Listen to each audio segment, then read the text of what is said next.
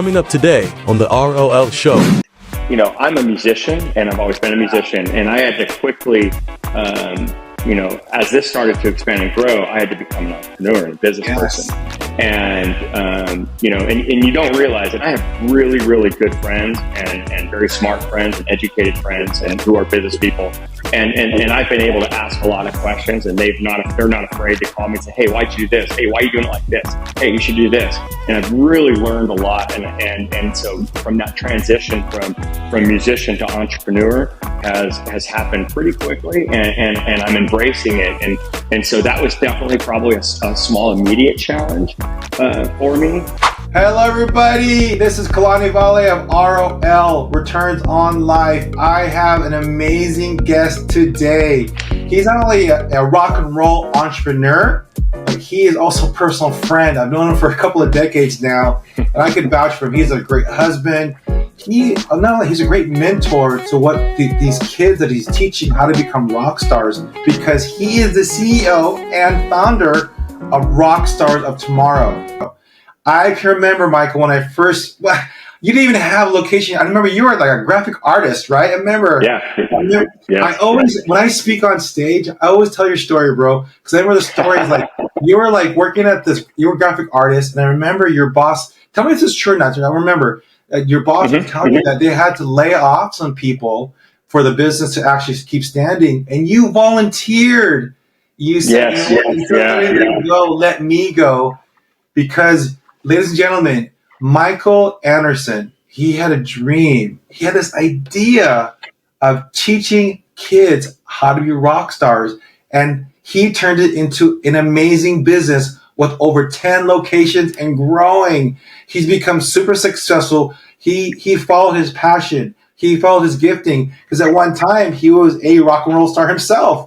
But he had this passion of teaching kids how to become rock and roll stars. So Michael, tell me, what was the aha moment that sparked the idea of Rockstars of Tomorrow, and how did you turn that initial vision into reality? Awesome. Well, thank you for having me. I'm really excited to be here talking to you. It's good to see you as always. Yes. Rockstars of Tomorrow, I feel like I'm riding a wave, to be honest with you. I was a performing musician, and I was able to do some pretty fun things with music with the guitar in my hands and go see some cool parts of the earth and work with a lot of great people. You know, as I got older and as it got to the point where my future was heavily relying on not just me, but a group of other people, I just really started to weigh out like where I wanted to be, what I wanted to do. I'm pretty driven and ambitious. And so at that point, I was like, you know what? I'm going to step away from this. I don't necessarily want my future to be dependent on, 4 or 5 other people that may or may not have the same exact goals or drive as I do. And so I decided, in that interim period when I stopped, that I would teach music. It's like, okay, I kind of reevaluated. What do I love? What am I good at? What would I be happiest doing in my life? And it all kept coming back to music. So it was really about keeping a guitar in my hand and how I could make a living doing that. And initially, while I was figuring things out, it was, let's get back to the community. Let's get back to the youth coming up, and let me teach guitar. And I came up with this idea of like guitar lessons in your neighborhood. I'm local, I'm fun, I've got the experience, blah, blah, blah. And I made these flyers, and I went door to door, literally door to door where I lived, and I got 0 responses. And I'm like, oh my gosh, I can't believe this. And so I just kind of let it pause for a second, and I kind of, reevaluated again. Okay, why didn't I hit anybody? And I relaunched it again, rebranded it a little bit. It wasn't called Rockstars of Tomorrow at the time. I initially called it Future Rockstars of America. And I found out there was a company, I think in Japan, with that name later on. So I dropped that name and, refigured it out. But anyways, kind of went back to the neighborhood, letting people know what I did, a little more marketing and branding, and went door to door again, and I started getting calls and got 1, 2, 3, 4, 5, 6, 7, 8 calls. And next thing you know, it was pretty unique, what we were doing. Because at the time I was still playing, acoustic guitar shows, coffee shops. This was like the beginning of that, So we were I always feel like we were kind of the drivers of that, because I was doing this in the 90s, playing coffee shops and stuff. And So I'd bring kids up on stage or to these little events to play, and they would ask so many questions. What is that? What is that? Excuse me. And so that just ended up being, wow, this is cool. These guys are loving this. They're asking great questions. They've never experienced this before. So it just kind of kept rolling and rolling. Next thing you know, I'm on this wave, and I'm literally along for the ride. It's really exciting. Still to this day, I'm along for the ride. Yes. Michael, I've been for the ones listening to this. Michael, what he does, he takes these young stars with these dreams. But a lot of people have dreams, but they don't have a way to execute it. They don't have a mentor. They don't have a system to actually take that dream of being a rock and roll star and make it reality. And this is what Michael has done with this concept. It's not even a concept. It's a system now. So, Michael, take us back to the first studio, because I have twins. When my kids were like 5, 6, 7, Michael trained my kids. My daughter Layla, my daughter Layla was learning how to sing. My son Kalani Jr. was learning how to play drums, and Michael was their first teacher. And what I loved about Michael, what I loved about your studio was the experience. And when I walked in, I felt like I was actually at a music studio. Music experience was amazing. Right. The family environment that you created and the teachers you had were amazing. So tell us about how you put that together, the first location. So I love this question because it's my favorite part about the company is, in my experience, I really feel like we're reinventing, the way music lessons are taught, and a lot of people think back, to piano lessons, getting slapped on the fingers with a ruler, blah, blah, blah. And that always kind of, we fortunately have grown out of that. But when I started teaching music, I was teaching out of my home, and my home was really eclectic, kind of a House of Blues foundation room meets the Haunted Mansion at Disneyland. And everybody that walked into my house was just like, wow, what is this place? And they would just, look around. It was fun. And so we would do that. So when I opened up my first studio, my wife and I sat in there and we're like, well, what are we going to make it look like? And, it's like, well, we could do this. No, we could do this. No. And then we would literally go, what do music lessons look like? Or what does a music studio look like? And we went 180 degrees the other direction. And we did that on purpose. So we said, well, let's make it look like the house. So we literally turned our business into an extension of the home. We built living rooms. We built rooms. Instead of putting music stands and rigid, music equipment that people would use, we put coffee tables and recliners, whatever inside of our rooms. And got this real cool vibe. Kind of spiritual in a way, when you kind of walk into one of these places, it's historic. You feel like, this was actually told to me, like famous musicians, from days past have walked our halls, and the stories inside of our places, they're like, you feel like you're walking, into that. And what I like to tell people is, the best description of what we created is you have Knott's Berry Farm and you have Disneyland. They're both fun. They both have roller coasters and rides and things to do, family fun, all that great stuff. But Knott's Berry Farm, when you go inside, you can see apartments, you can see freeways, you can see all that stuff, but you still have the fun, Disneyland, when you walk inside, there's none of that. You are literally stepping into the fairy tale. And that's what I feel like with Rockstars of Tomorrow. When you go to Rockstars of Tomorrow, it's the Disneyland experience. You don't see freeways and apartments. You are stepping into an environment that's exciting and screams, music. And I feel that that's how we've been able to get great instructors. That's how we've been able to capture people. It's the core reason I franchised the company, because of that. And most people in the past for music lessons believe it's you and me, and it's music lessons in the back of a music store, and it's some real small, ugly, gross room. But I know a lot about music, and I'm going to teach that to you. That's all you need. But I totally disagree. I believe that it's environment, and musicians are creative people, and they're inspired by space. And I think that that's how we kind of built this whole business. And nobody's done this. It's such a unique concept, and it's working. Not only that, Michael, I would take my kids there, but I felt like a rock star walking through your studio. I was like, oh, this is cool. I didn't want to leave because I felt like I was walking to like a rock and roll museum. and the Yeah. history of it, man. And just seeing like the other parents who were so happy to bring their kids there, and then the professionalism. And that's why when I first saw you opening up your first location, I knew it as an entrepreneur myself. I knew it was going to take off, man. I knew it. Yeah. And so tell me, so you go ahead, go ahead.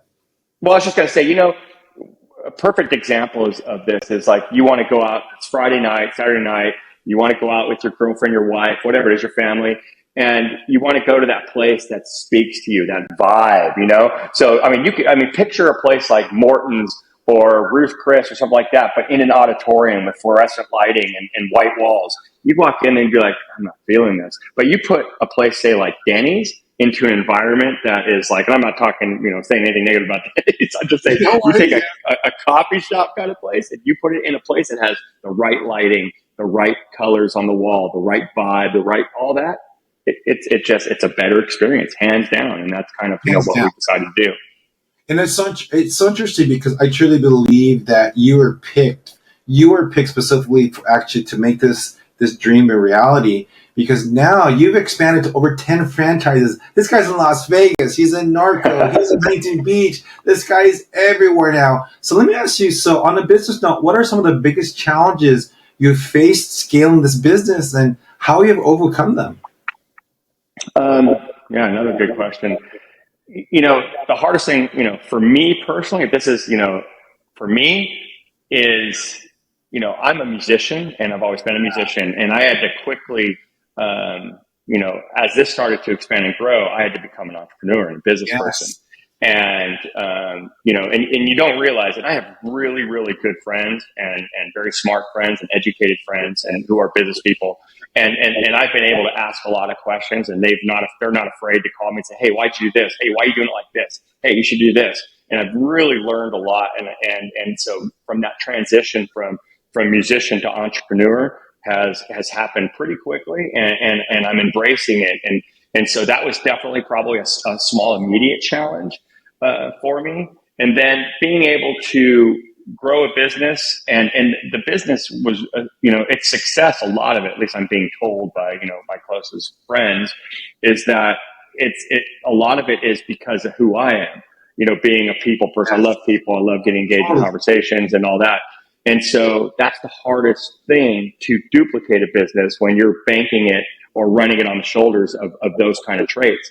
And so the next hardest thing for me was to systemize what I do and teach how I am naturally to people, and say, these are the ways that I do it, and this is how you do it. So I literally went from teaching kids how to play guitar to teaching, entrepreneurs how to be business people. It's funny because I'm guessing what I'm doing is working. I'm growing my business, but I'm very comfortable speaking to business people, even when it's outside of my world. And I'm asked to do business success type conversations with other entrepreneurs. And I'll come in, I got tattoos, I got, crazy beard, all that stuff.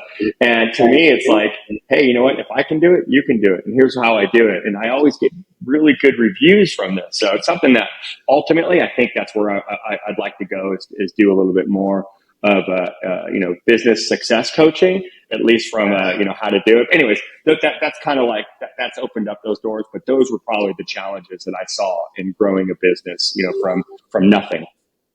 Michael, because of what you've been able to create, and I'm going to share something with you, because for the audience listening, what Michael does, he not only will he take these kids and teach them how to become rock stars with the mindset and also the ability, but what he does, he takes these kids, and I play flamenco guitar, and the challenge with practicing 3, 4, 5 hours a day, if you don't have a gig, you don't want to practice. But if you have a gig, you're going to practice, right? That's what the beautiful thing about Michael's system. These kids, Michael will actually, the surrounding community, he will actually go to like local bars, local clubs, local areas where these kids can actually perform live. And Michael, I went to one of your events, It was, I felt like I was at a rock and roll concert, and it was packed with people. It is a rock and roll concert. It was so amazing. So not only did the establishment win because people came in, they got their food, their restaurant was able to actually, make money that night, but the kids were the stars of the night. And what I loved the most, here's what I loved the most. You don't know this, but I was watching you, and you meticulously spent time with everyone that talked to you, bro. And Yeah. you could totally have this attitude. You know what? I'm this big entrepreneur now. This rock and roll entrepreneur. I love the fact that you spent time with each one, and that you made them feel special. So I love that about you, man. So here's what I want to ask you. Here's what I want to ask you. So I have a real good question for you on one of your kids. Can you share a story of a student or students whose journey at Rockstars of Tomorrow truly exemplifies the mission and impact of your program? Can you have any stories like that? So, I mean, are you talking about like on a success base, like how they've been able to progress with their music or in life in general? Even just growing, Yeah.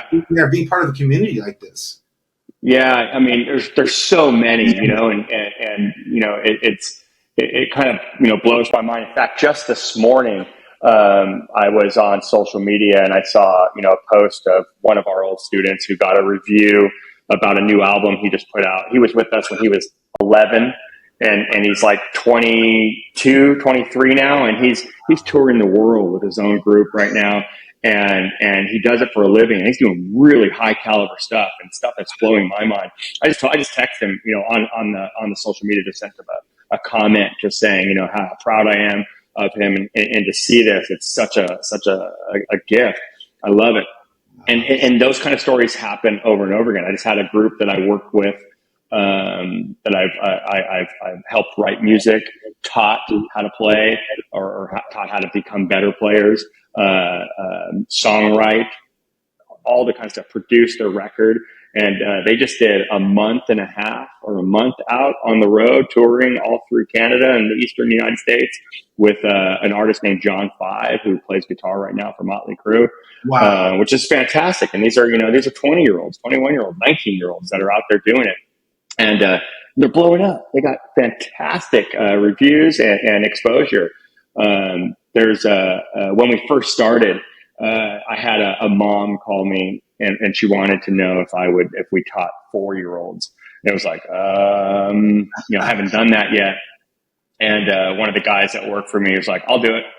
And I'm like, awesome. So we brought him in and started teaching him. And this is when he was 4. And he just blew people's minds with his playing. Guitar player, became a singer, became a bass player, became a drummer, became a songwriter, became a R&B artist, or in that category, so to say. And he's 20 right now. And I hope I'm right there. And he's everywhere right now. He's, in my eyes, he's the next Justin Bieber, Justin Timberlake. The kid is deadly. I call him when I'm working on a project and say, hey, I have an idea for this song that I'm producing, but I don't know how to do it. Do you want to take a stab at it? And he'll come down or do it from his house, and here you go. I'm like, that's exactly what I wanted. Man, you're so good. So it's great to see this stuff and to see these kids excelling. I mean, I know you have hundreds and hundreds of success stories now, man. It's so beautiful to see you're literally part of these child's lives forever, and you were like foundation. And so one of the things I also loved about what you're doing, Michael, because the music industry is pretty scary if you really think about it, right? Absolutely, if you have the right team around you, you could get hurt in this industry. What I loved about you the most, one of the things I loved about the most, is you were actually you helped these kids navigate their career with getting signed, and you produced a lot of these kids too. So tell me about that, how that idea of not only teaching them how to be rock stars, but also on the legal side, right? On the music, the contract side, you're helping navigate that. So talk about that and what you do for these kids and future rock stars. Well, in my eyes, the goal is to make our students become great independent musicians. I want when those ads are running out there, looking for artists, looking for guitar player, artists looking for drummer, blah blah blah blah blah. not only do I want my guys to be the guys that get the gig, but I want my guys to be the ones that are out there making the requests, the shot callers, at the top of the game, asking and looking for these guys. And so it's all about being smart. And it's not just me. I mean, I have a crew of people around me that are so smart and understand the music business inside and out. And so being able to educate these students on these kinds of topics just makes them an independent musician stronger. Nobody's going to take advantage of them. They know what they're talking about. One thing that we've really been able to excel at was connecting with professional musicians who are already out there doing it. I'm talking big name guys, and we've been doing for the last 5 years now, maybe longer, workshops and clinics where we're bringing these guys into our studios, and they'll either do master classes, workshops. They'll teach you on their instrument. They'll teach you on this, but a lot of them will not only do that, but they'll spend a lot of time talking about how they got to where they are, how they held that spot, and how they are now in demand. And it's exciting to watch and listen to, and it's great because we'll have sold out crowds in our studios. One of the things that I'm kind of stepping back from what you're asking real quick, but one of the things that really makes us a unique brand is we build concert theaters inside of our studios. So we can run not with 100 plus people and sell tickets. Nobody's done this. So our students our students are working on this stage of lights and sound and fog and lasers, if you want, and they're learning on that. But it also allows us to bring in these big name artists who can work on our stages and do a concert, teach a class, educate on something important about the music industry. And so it's such an insider's approach that we're giving you access to. And these people, these artists that we're bringing in have all become champions of Rockstars of Tomorrow. It blows my mind. It's so exciting. And we'll see them talk about it on their own, on the side, not even involved with us, doing other things. So Mike, that's one of the things I love what you're doing too, is you're not only showing how to be successful in front of the camera, but you're also showing these entrepreneurs how to be successful behind the camera. What you're teaching them is also be successful in the studio, the sound studio, how to work the equipment. And you're not only raising future rock stars, you're actually raising future producers that are, from what I see, man. 100%.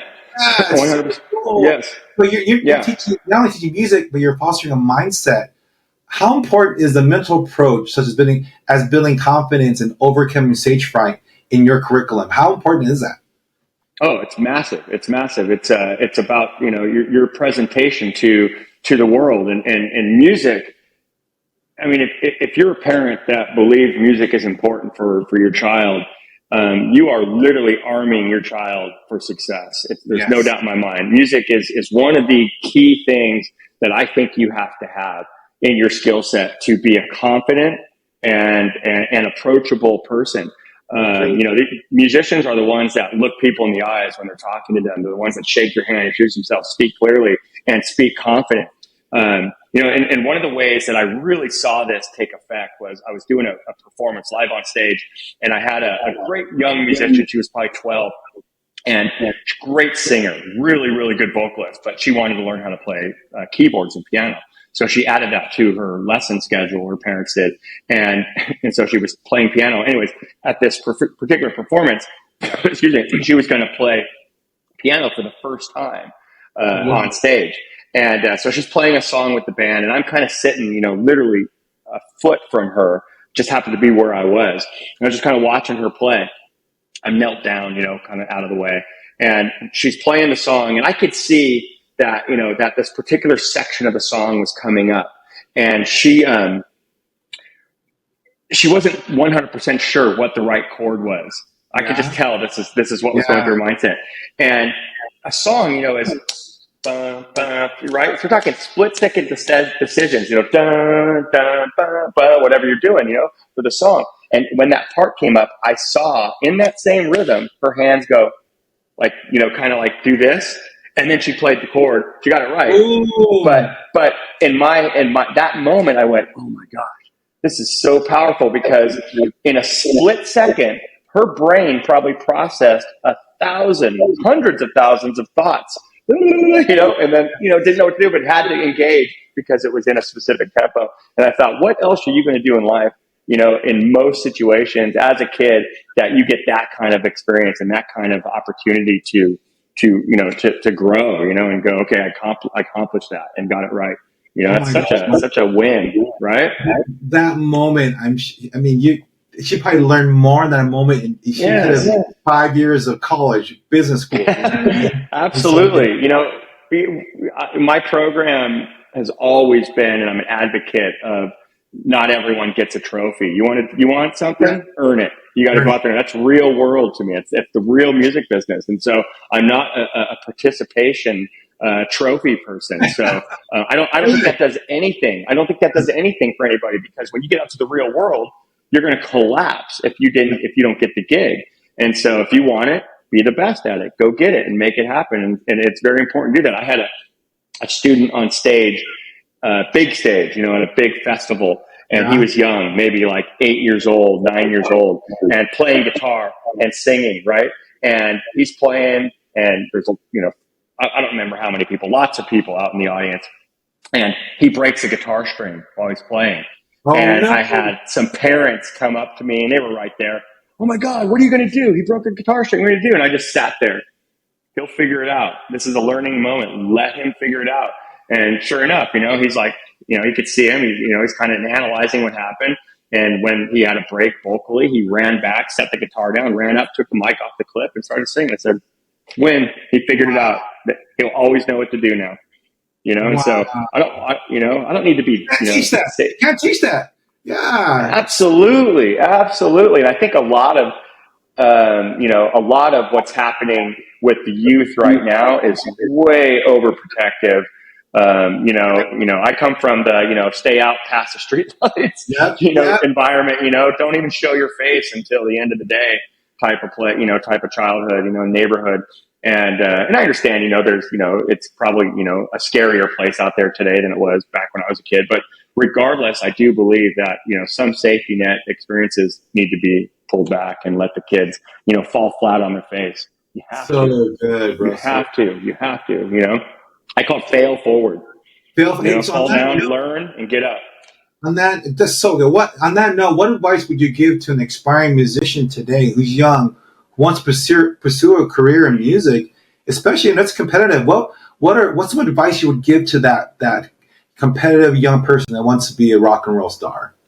Well, to that musician, the aspiring musician, I would tell them, go for it. I mean, whatever it takes, get as much education as you can, and as many experiences as you can. And if things aren't easy, good. Go out and work harder till they are easy. Because if it was easy, everyone would do it. So you're really developing a skill that not everyone has, and it's really, really important to go out there and do that and get as much of it as you can. Meet people, talk to people, go see things, and work hard at it. And you have to put the work in. And one of the things that I teach is, kind of in accordance with that, when I go talk at high schools and stuff like that to kids, is everybody wants fame, power, and fortune, right? Those are kind of the three things that everybody wants, and if you go after fortune, you probably won't get it. If you go after fame, you probably won't achieve it. Same thing with power, right? However, the core to that is hard work. That is the initial thing that you need to focus on. So hard work, the byproduct of hard work is fame, power, and fortune. So if that's what your goals are, if you want to be successful, if you want to have money, if that's what your driver is, if you want to be powerful or whatever it is, or if you want to be famous, go backwards and put in the hard work. And then that stuff will all be much more of a reality. That's why you always see some people that work so hard, but they're kind of working after the wrong thing. I want to be rich. I want to be rich. I want to drive a Ferrari. I want to do this, blah, blah, blah. Their focus is completely misaligned. So it needs to be, okay, I need to work hard. And then those things will actually become much more of a reality for them. So I love to teach that to kids, but to kind of expand slightly further on your question, that was towards like an aspiring musician. The other part of that is the parent. And parents are kind of the biggest challenge that I have to deal with. And parents, obviously, they know best for their children and stuff like that. But what I see is a lot of parents that want their child to be a doctor or a law enforcement firefighter. And that child wants to be a magician or a musician or whatever. In my eyes, you have to let your child be what they want to be. 100%. Let them be and figure it out, because your child's going to be a far better musician or magician than they are a doctor if their passion lies around that. And so, and I see a lot of parents that force their kids to do things, and the kids just aren't happy. And you're talking about a recipe for failure. I'm sure there's a lot of successes in that. Kids that have had gained success based on living out their parents' dreams. But I'll tell you what, happiness is definitely a currency that I think needs to be included. Beautiful. Michael, right? That's what this interview is so powerful, because I want people to hear your story for one specific reason. Well, many reasons, but number one is you had the balls to go follow your passion. You had, this is your calling. And you know what I love the most? Man, you can go to business school, but I love the growth that you've had. Yes, you're an amazing musician, but you know what you become? You become an amazing businessman. I love the progression. I see now you're speaking now all over the place, all over the world now on business principles, because you're not talking from like theory. You did it, you created, and you're doing it. So on that note, Rockstars of Tomorrow is growing so fast. And I definitely want to talk about the franchising, what you've done with that. But where do you see Rockstars of Tomorrow in 5-10 years? I know you want to build this empire, and the foundation of your empire is helping other people. And that's why you're going to. It's just you're about to hit what I call momentum, man. Well, it's already there, but it's blowing up. So what's your outcome and goals for the next 5-10 years with this system? Yes. Obviously I see Rockstars of Tomorrow becoming an international brand, teaching youth and I say youth, I mean, we teach youth and adults, working with aspiring or eager musicians across the world about our methods and how we do it. And, we're actually working right now actively on some pretty big moves that will hopefully expand in the next 5 years to 200 units. It's kind of, so we're trying to put things in place right now to allow that to happen. So we're definitely, doing everything we can to go gangbusters, but at the same time, it's all about calculated growth. So we don't grow too fast or dilute the brand or do any of the things that takes away from who we are and what we've created. And for me, I want everybody that gets involved with my brand or believes in it enough to become an owner of the brand and then a champion of the brand. I want them to be successful. They have to be. So, there's a hand-holding approach that I'm going to do with them the whole time. And failure is not an option. We have to succeed. I just see, as is any, business, I just see an extended level of growth. And then international market growth as well, where I really want us to be. And each thing we do, new opportunities arise.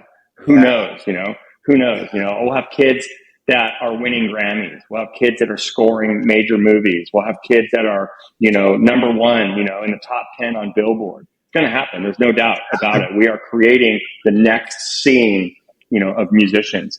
I'm confident about that. It's so interesting because I have friends and clients that own Domino's Pizza. I invested in Domino's Pizza myself, that franchise. I have friends that own a Carl's Jr. I have some friends that own a Chick-fil-A. This franchise of Rockstars of Tomorrow is just wonderful because you literally are giving these people that own that they're becoming owners of your company, and not only that, they're becoming successful, and you're giving a chance.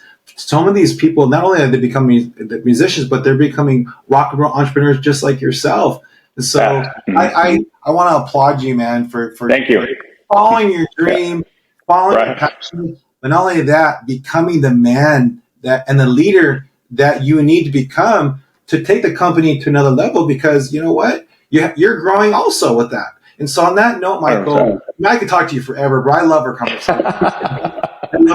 And I missed you at the NAMM show recently, so I missed you there, but I love you there. So what would you want to tell the audience listening to this? You know, because also for the adults, they do adult bands too. I'll let you guys know that, right? Oh, yeah. So we can do that too. So on some parting words, what are some of the things that you would want someone to know about you, what you're creating with Rockstars of Tomorrow? Something about, like, someone doesn't know something about you that you want them to know now.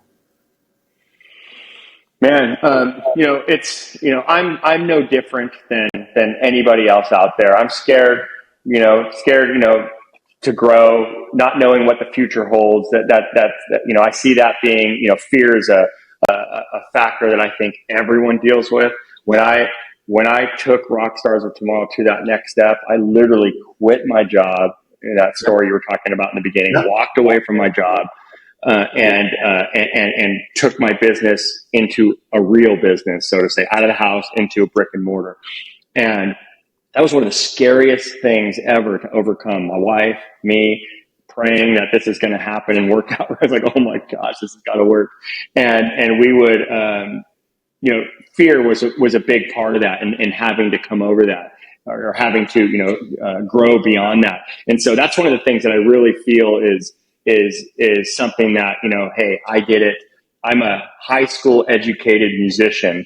That's as far as it went, but I was willing to take the chances and the risks and believe in what I thought was going to be a successful thing, and run with that. And that's what I think a lot of people need to do. A friend of mine told me, he said, Michael, you're sitting on a gold mine. You have no idea what you've created. It is such a powerful business. It's going to be larger than anything you can imagine. And the key thing you got to know is, right now you're standing at the edge of the cliff and you're looking over the side, and it's a long way down.